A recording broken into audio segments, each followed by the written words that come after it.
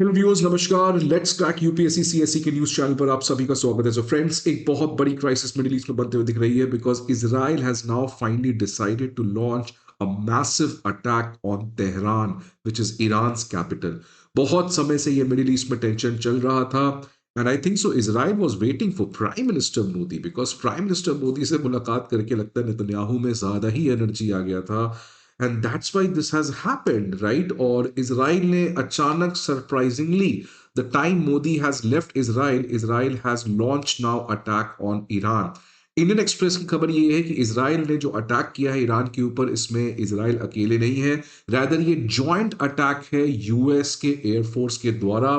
और ईरान के कैपिटल में अटैक करने से एक सीरियस एस्केलेशन होते हुए दिख रहा है, जहां पे ईरान ऑब्वियसली रिटेलिएट करेगा।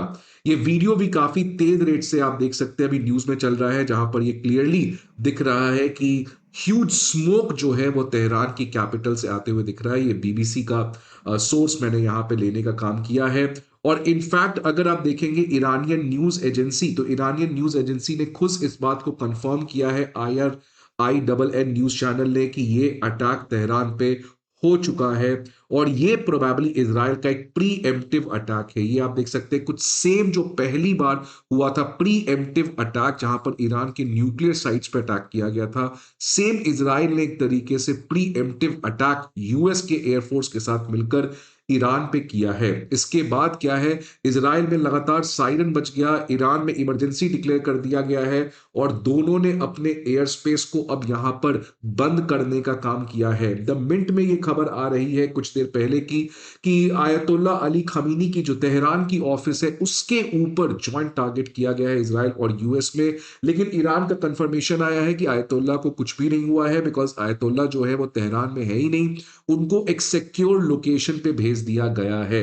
तो अभी तक इस बात की कंफर्मेशन नहीं हो पा रही है इजराइल और अमेरिका के द्वारा कि क्या रियली ईरान के किसी सीनियर ऑफिशियल लाइक आयतुल्ला या पेजेश्कियान जो ईरान के प्रेसिडेंट है उनके ऊपर अटैक हुआ है, या इस पर्टिकुलर अटैक को एस्केप कर पाए हैं ईरान के सुप्रीम लीडर। लेकिन अब जिस तरीके से ये टेंशन बढ़ रही है, क्या होगा ये तो नहीं पता, बट मेरे कुछ टेकअवेज हैं, आप इसमें जरूर ऐड कर सकते हैं या कुछ टेकअवेज को रिजेक्ट कर सकते हैं, that is up to you, but I am trying to give my opinion. सबसे पहला है, be ready for a nasty Middle East. Middle East में कई समय से टेंशन था, 2025 में ट्रेलर दिखा और अब be ready for the final conclusion. This is the movie which is coming out in the Middle East because Israel और अमेरिका, खासकर ट्रंप इस समय इतना एग्रेसिव हो चुके हैं ईरान को लेकर, और ये अब वेनेजुला के सक्सेस के बाद और ज्यादा ट्रंप जो है वो मोटिवेटेड फील कर रहे हैं। और जिस तरीके से यूएस की सुप्रीम कोर्ट का एक सेटबैक आया है ट्रंप के द्वारा, तो Trump wants to distract this entire opinion.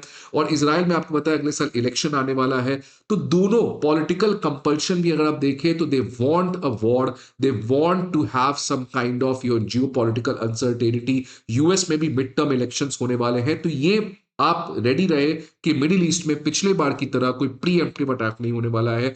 Things are going to be nasty. अब सऊदी और यूएई कहां जाएंगे, दो बड़े इकोनॉमिक जायंट, सऊदी एक पॉलिटिकल जायंट भी है। और आपको पता है कि ईरान में अगर इंस्टेबिलिटी आता है तो ऑब्वियसली सऊदी और यूएई में भी इसका स्पिल ओवर होगा। इसलिए इस्लामिक कंट्रीज नहीं चाह रहे थे कि अमेरिका जो है वो ईरान के ऊपर अटैक करे, बिकॉज ईरान एक बड़ी कंट्री है और अगर इसमें कोई इंस्टेबिलिटी आता है तो पूरे वेस्ट एशिया में रिलीजियस रेडिकलिज्म और ये सब बढ़ सकता है, जिसकी वजह से वहां के जो सलमान है उनके भी रेजिम के ऊपर चैलेंज हो सकता है। लेकिन अब ये क्या होगा ये तो नहीं पता, लेकिन अभी क्लियर है कि सऊदी यूएई के बीच में बहुत बड़ा टेंशन हो रहा है। और इनफैक्ट सऊदी के जो क्राउन प्रिंस है मोहम्मद बिन सलमान, उन्होंने अमेरिका को कहा है कि यूएई के ऊपर सैंक्शंस भी लगाना चाहिए। तो क्या यूएई भी यहां पर कुछ हद तक ईरान के ऊपर सपोर्ट कर सकता है? तो किस तरीके से ये दो कंट्रीज अपने रोल को निभाएंगे, इसमें भी काफी ज्यादा इंटरेस्ट है। मेरे हिसाब से सबसे इंपॉर्टेंट है, this is a test for Russia and China. Russia and China बड़ी बड़ी बातें करते हैं, friendship with no limits, Maduro को दिन में उठा के ट्रंप ले गया, कहां थे रशिया एंड चाइना, राइट। अब ईरान के ऊपर अगर अटैक हुआ लास्ट ईयर, कहां था रशिया एंड चाइना? तो रशिया एंड चाइना क्या रियली किसी कंट्री को जियोपॉलिटिकल स्टेबिलिटी दे सकता है? क्या रशिया और चाइना के सपोर्ट से क्या आप अमेरिका या किसी भी बड़े पावर के एग्रेशन को रोक सकते हो? So this is a very important moment for Russia and China कि अगर ईरान के ऊपर अटैक होता है यूएस और इसराइल के द्वारा, और रशिया चाइना जो दोनों ईरान के साथ लास्ट ईयर में एग्रीमेंट किए हैं, तो वो एग्रीमेंट किस बात का, इनफैक्ट रशिया ईरान के बीच में तो डायरेक्ट एक डिफेंस एग्रीमेंट भी हो चुका है दैट अगर ईरान का सिक्योरिटी थ्रेट होता है तो रशिया उसके प्रोटेक्शन में आएगा। क्या ये केवल कहने की बातें हैं या रियली इस समय रशिया और चाइना जो है वो ईरान को डायरेक्ट सपोर्ट करेगा, which means clearly going against America and Israel? Does they had courage? Does they had this motive? तो ये रशिया और चाइना के लेजिटिमेसी के ऊपर भी एक बहुत बड़ा टेस्ट है। क्या ईरान जो है वो अगला अफगानिस्तान बन सकता है? बिकॉज यूएस सेम अफगानिस्तान में तालिबान को हटाने के लिए गया और 20 साल तक वापस नहीं आ पाया। क्या यूएस की एक वापस से ये गलती है कि जिस तरीके से इराक का हुआ, अब ईरान में भी क्या US is going to play a long game? Because Iran जो है वो वेनेजुला नहीं है। ईरान में बहुत सारे मल्टीपल पावर सेंटर्स है। अगर आप आयतुल्ला को खत्म कर देते हो, you have IRGC, Islamic Revolutionary Guard Corps. तो ईरान ऑब्वियसली एक टफ बैटल होने वाला है अमेरिका में। और क्या America has that appetite to go for a long war with Iran?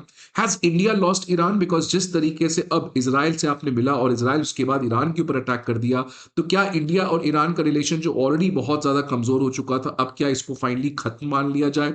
US के लिए इसमें इमीडिएट गेन है कि जितना ज्यादा स्ट्रेट ऑफ हॉर्मुज पे क्राइसिस होगा, ऑयल प्राइसेस शेकअप होंगे, तो यूएस जो है वो वेनेजुएलन ऑयल को सस्ते दाम में दुनिया में फ्लड कर सकता है। और यूएस ये चाह भी रहा था कि कोई ना कोई क्राइसिस आए मिडिल ईस्ट में जिससे यूएस अपने ऑयल बूम को बढ़ा सके वेनेजुएला से। तो यूएस के लिए यहां पे इमीडिएट गेन मिलते हुए दिख रहा है।